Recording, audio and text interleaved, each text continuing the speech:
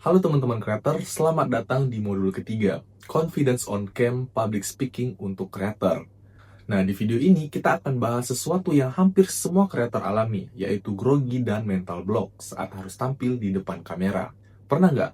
Pas kamera udah siap, lampu nyala, skrip di depan mata, tiba-tiba pikiran itu blank, suara serak, tangan dingin, jantung deg-degan kayak lomba pidato.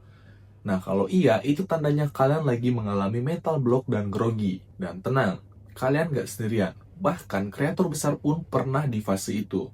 Hari ini, saya akan kasih kalian strategi step by step supaya kalian bisa mengendalikan grogi dan tampil lebih percaya diri setiap kali rekam konten. Bagian pertama, kita harus memahami grogi dan mental block. Nah, jadi pertama ini kita harus mengerti dulu, kenapa sih grogi itu muncul? Grogi biasanya muncul karena tiga hal utama. Yang pertama, takut dinilai orang lain. Kita mikir, nanti orang bilang jelek nggak ya? Kalau salah ngomong itu gimana? Nah, yang kedua, perfeksionis. Kita ingin video kita tuh harus 100% sempurna, padahal perfeksionis justru bikin kita nggak mulai-mulai.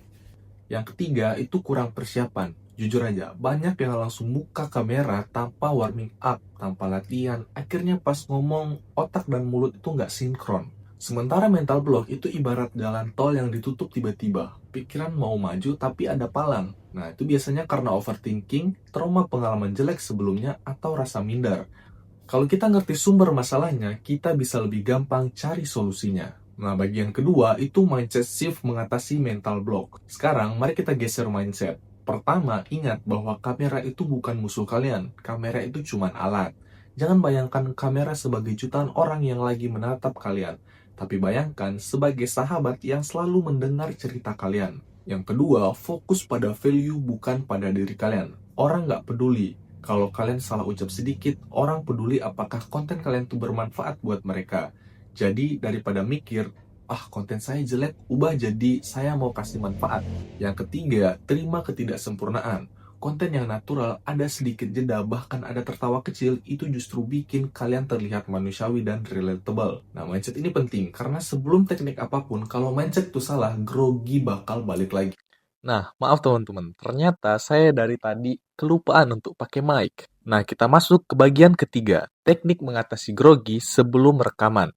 Sekarang kita masuk ke teknik konkret. Sebelum menekan tombol record, lakukan hal-hal ini. Yang pertama, kalian bisa latihan pernapasan. Tarik napas dalam lewat hidung selama 4 detik. Kemudian kalian bisa tahan 4 detik, dan kalian buang lewat mulut selama 4 detik juga.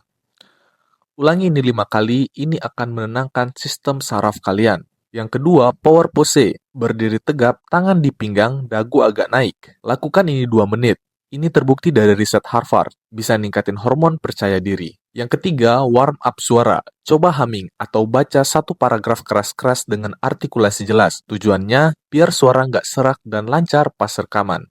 Yang keempat, mini rehearsal. Coba rekam 15-30 detik sebagai pemanasan. Anggap ini kayak stretching sebelum berolahraga. Yang kelima, siapkan outline bukan hafalan.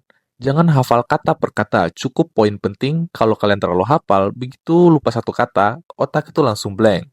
Outline bikin itu semua fleksibel. Lakukan 5 hal ini, dijamin grogi kalian akan berkurang, jauh sebelum mulai rekaman. Kita masuk bagian keempat, yaitu mengatasi grogi saat rekaman. Lalu gimana kalau grogi datang saat rekaman udah nyala? Ini dia tipsnya. Yang pertama, kalian bisa slow down. Banyak orang grogi jadi ngomong cepat. Stop, tarik nafas, lalu lanjutkan secara perlahan. Gunakan jeda dramatis. Jangan takut diam 2-3 detik. Itu bikin kalian terlihat lebih profesional. Yang ketiga, tatap lensa kamera seperti mata teman kalian. Bayangkan kalian lagi ngobrol sama satu orang sahabat, bukan jutaan orang. Yang keempat, ulang take itu normal. Jangan pikir harus sekali jadi. Bahkan kreator besar pun kadang take 10 kali. Jadi, jangan merasa gagal kalau harus ulang. Ingat, grogi itu bukan jadi kalian nggak bisa, tapi tubuh lagi bilang, ini penting, jadi terima, kendalikan lalu teruskan. Bagian kelima, latihan rutin dan evaluasi diri. Public speaking on cam itu skill, sama kayak main gitar. Makin sering latihan, makin jago.